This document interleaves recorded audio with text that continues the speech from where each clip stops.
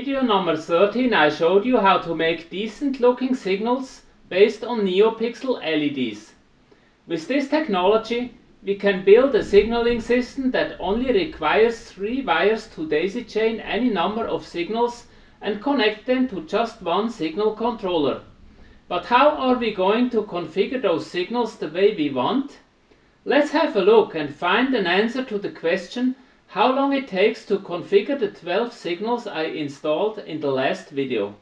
Hello YouTubers and welcome to the Internet of Toy Trains. I am Hans Tanner and here is a new episode of IoTT with fresh ideas about how to use Internet of Things components to control a model railroad layout. Let's get started. So, how long does it take to configure my 12 searchlight signals I crafted in video number 13? Here is a plan of the layout and where the signals are installed. The numbers indicate the position of each signal in the daisy chain. As you can see, I did not really care for proper sequence when installing them. And here is how I want them to be addressed. Eastbound signals should have the even addresses and westbound should be odd. The first address should be 800. So, here is the resulting position to address map. Signal 800 is at position 1, 802 on position 2, 803 on position 4, and so on. Probably more relevant for our configuration work is the view the other way around. Mast 1 is at address 800, mast 2 on 802, mast 3 on 811, etc. Now, since my signals are distributed over the layout and are facing different directions, I made this masking paper and put it over an LED chain sitting on my desk. This way you can see the effects of the configuration much easier, but technically it is like the signals on the layout, just a daisy chain of WS2812 LED chips, one on each signal to begin with.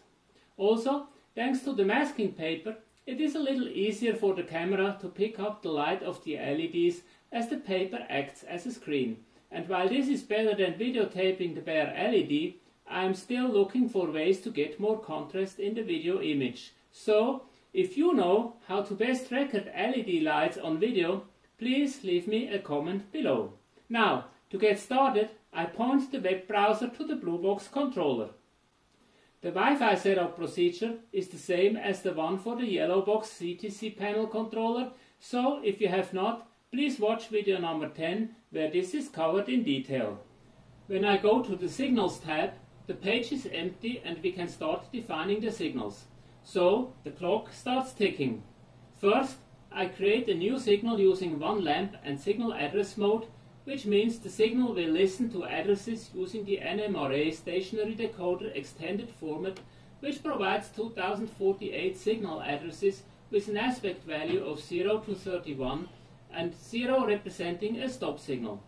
I will explain the other mode options later, so let's move on.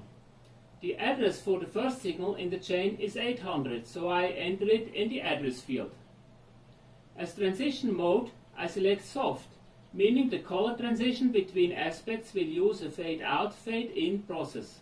The signal template used to create new signals has automatically created 4 different aspects, which really is what I want. If needed, I can always add more aspects or delete some. Now we need to map the 32 possible aspect values of the NMRA signal specification to the 4 aspects the signal is going to display, and we need to define what the signal will show. Also here, I keep the values provided by the template. My first aspect, which is aspect 0, is for the value 0 and is defined as stop signal by the NMRA. So, I keep the 0 boundary values and click on the lamp and select red from the drop-down list. The color is now shown in the signal drawing. Now I repeat the same process for aspects 1, 2 and 3.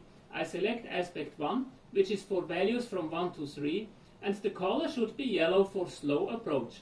Aspect 2 is for values of 4 to 6, medium approach, and should show a yellow blinking light. I select yellow and enter 500 into the blinking field.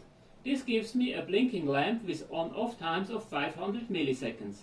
Please note that the blinking frequency is individual per lamp.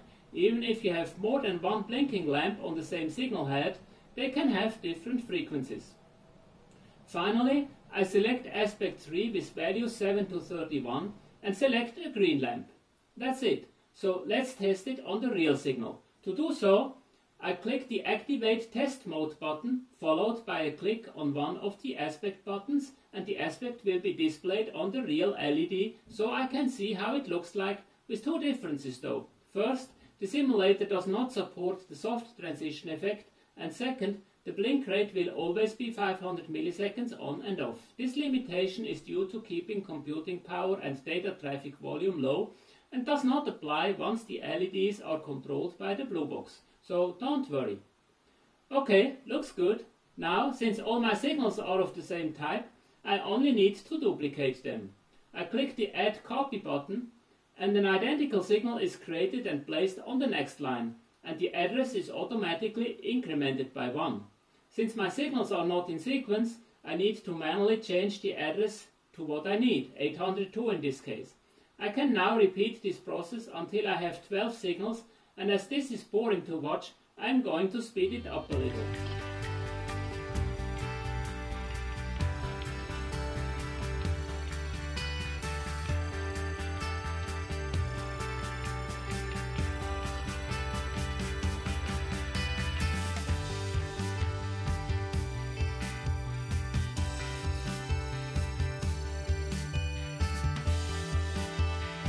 That's it.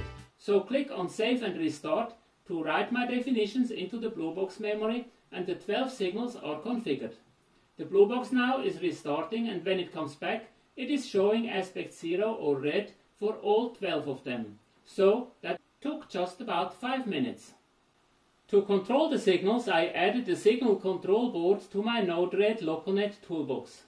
If you are not familiar with the toolbox, you may want to watch video number 6. Alternatively, you can also use a software package that supports signaling, JMRA for example. The signal controller has 4 buttons for the aspects Stop, Clear, Medium Approach and Slow Approach. So I only need to select the address and click a button to send a signal command to LocoNet. The blue box signal controller can then decode it either via Wi-Fi using the MQTT gateway, from LocoNet or from the DCC track signal. As you see, I can now control all 12 signals either from the PC or from my mobile phone. And I probably will also add a signal screen to my Wi-Fi throttle shown in video number 7. Finally, let's have a quick look at the LED setup screen.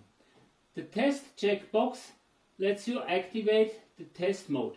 This will then cycle red, green, blue and dark over all defined signals and lamps. This is intended to support signal installation, so that you can immediately see if a newly connected signal works. Then there are 2 sliders to control the brightness of the entire signal chain, as well as the fading effect of the aspect transition. And below is the menu to add or change the color definitions and names that are displayed in the drop-down boxes of the signal setup dialog. This is the same system as used on the CTC panel, so please check it out in video number 12. I hope this gave you a first idea how configuration of the blue box works. If you would like to try for yourself, you can download the software for the ESP32, including the configuration webpage from my GitHub page. You find the link in the description of this video. In the next video I am going to show you how to configure more complex things like signals with more than one lamp and signals that listen to regular switch commands. Also, I am currently working on finalizing the hardware of the blue box and plan to talk about it in one of the next videos, so that you can build your own blue box with no problems. For today, let's just summarize. Using NeoPixel LEDs not only makes the signaling hardware simpler and easier to install, it also makes configuration of the system much more flexible, mainly because colors of the LEDs can be configured after installation and signals can be freely moved along the daisy chain while keeping their address. A modern web app provided from the signaling system's built-in web server, makes configuration very user-friendly and flexible. This is particularly valuable if you need to go back to the system after a few months and make some changes. The configuration screen serves at the same time as documentation of the system. No need for cheat sheets that can be lost, no more hours spent figuring out how the system was previously configured. Just load the configurator and all the information is there. As always, I hope the information in this video was useful or at least interesting for you. If so, please click the like button below and subscribe to the channel. I appreciate your support of my efforts. If you don't want to miss the next video, click that bell icon and you will get a notification when the video comes out. Thanks for watching and see you next time.